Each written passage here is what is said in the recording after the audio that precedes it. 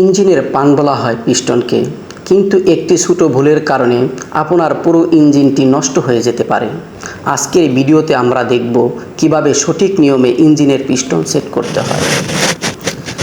Piston সিলিন্ডারে ঢোকানোর আগে সবচেয়ে গুরুত্বপূর্ণ কাজ হলো রিং সেট করা, টপ রিং, সেকেন্ড রিং এবং অয়েল রিং। গ্যাপগুলো কখনো এক লাইনে রাখা যাবে না, এগুলো 120 ডিগ্রি কোণে আলাদা করে সেট করতে হবে যেন কম্প্রেশন লিক না হয়। এবার পিস্টন রিং এবং সিলিন্ডারের ভেতরের দেওয়ালে পর্যাপ্ত ফ্রেশ ইঞ্জিন অয়েল লাগিয়ে নিন। শুকনো অবস্থাতে সেট করলে সিলিন্ডারের দাগ পড়ে ক্র্যাশ তৈরি হতে পারে।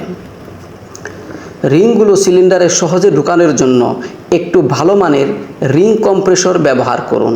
টুলটি দিয়ে রিংগুলোকে ভালোভাবে টাইট দিন।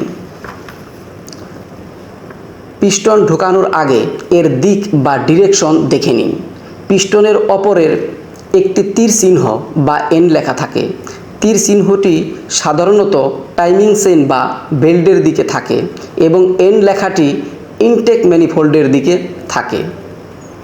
এবার পিস্টনটি সিলিন্ডারের মুখে সোজা করে বসান। একটু হাতুড়ির, কাঠের বা প্লাস্টিকের হাতল দিয়ে একদম হালকাভাবে টোকা দিয়ে পিস্টনটির ভেতরে ঢুকিয়ে দিন। জোরে আঘাত করবেন না, এতে রিং ভেঙে যেতে পারে।